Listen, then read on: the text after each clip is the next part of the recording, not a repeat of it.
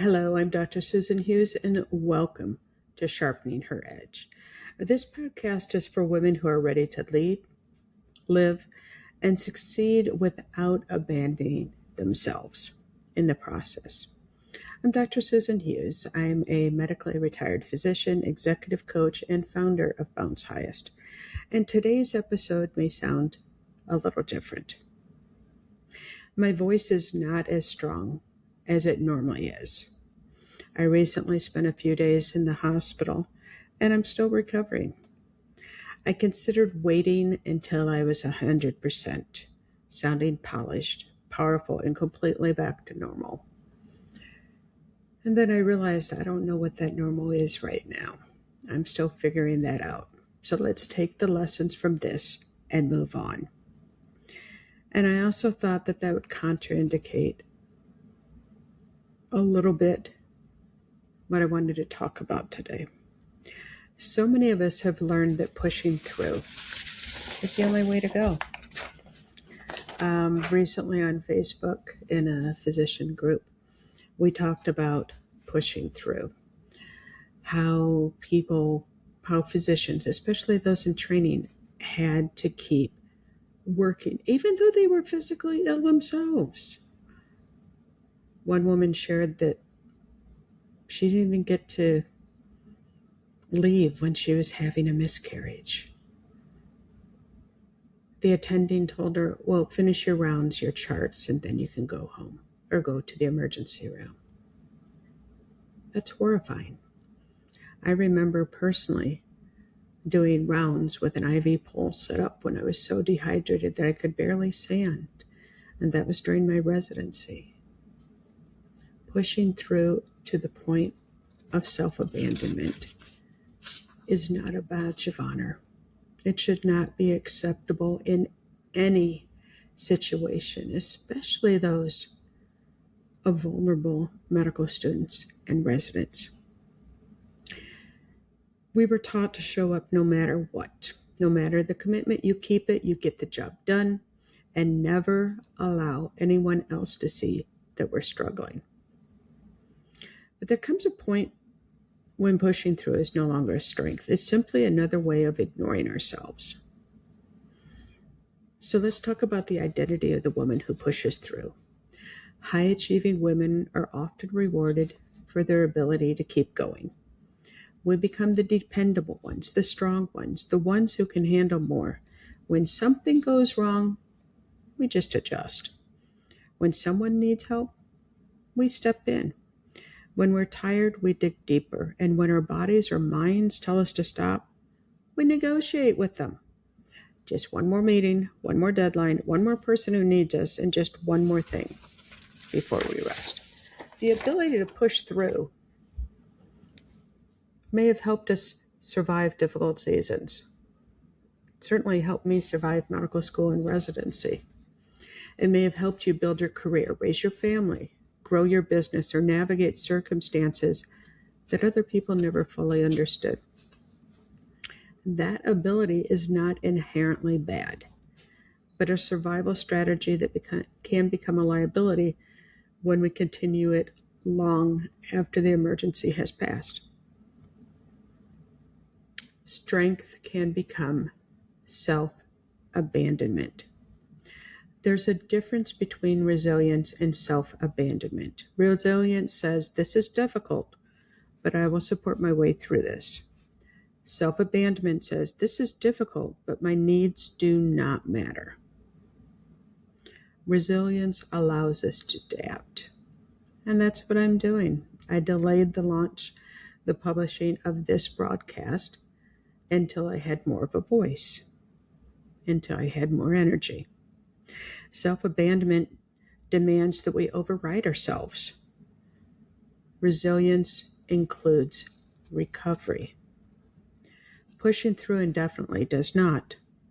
And this can be difficult to recognize because on the outside, both of them may look like strength.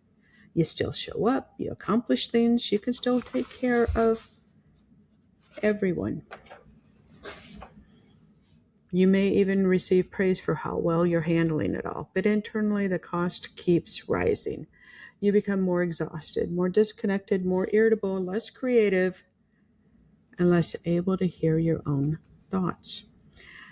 Eventually, you may no longer know whether you are continuing because something truly matters or simply because stopping feels unacceptable. The question becomes not can I? High achievers rarely ask, can I keep going? And most of the time, the answer is yes. You probably can. You can finish the project. You can attend the meeting. You can take care of one more problem. You can override your exhaustion again. But can I is not always the best question. A better question might be, what is the cost if I keep going this way? Another is, what am I trying to prove by pushing through?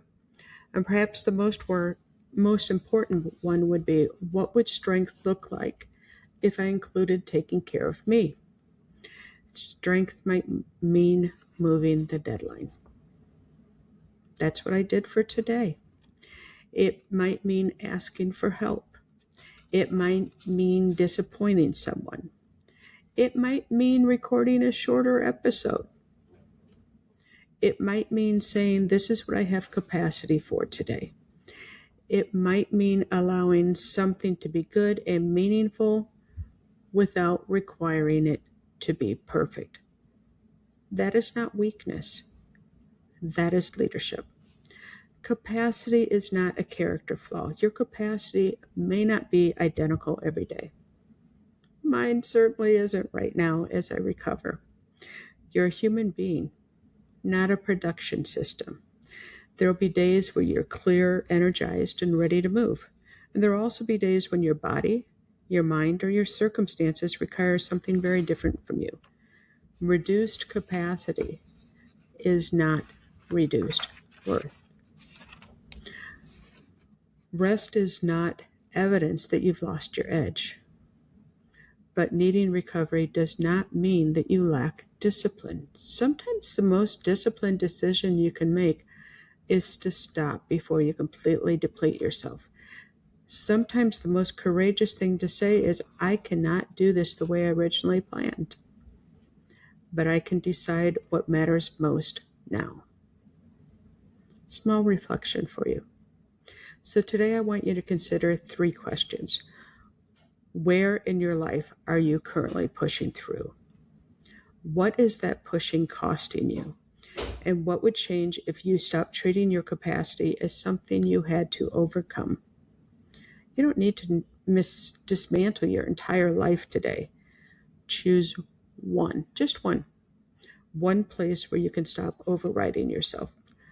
One commitment to reconsider. One expectation to soften. One brutally honest boundary.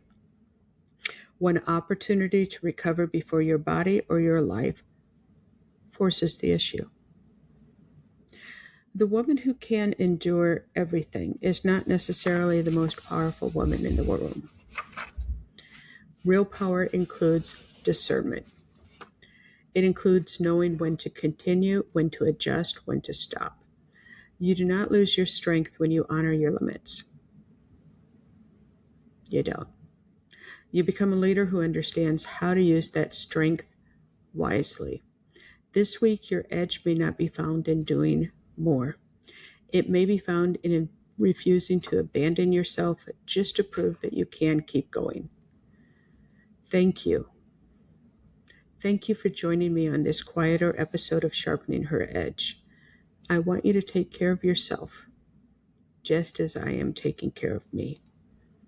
Give yourself permission to recover, and remember, clarity creates capacity. Alignment creates sustainability. And calm leadership is still powerful leadership.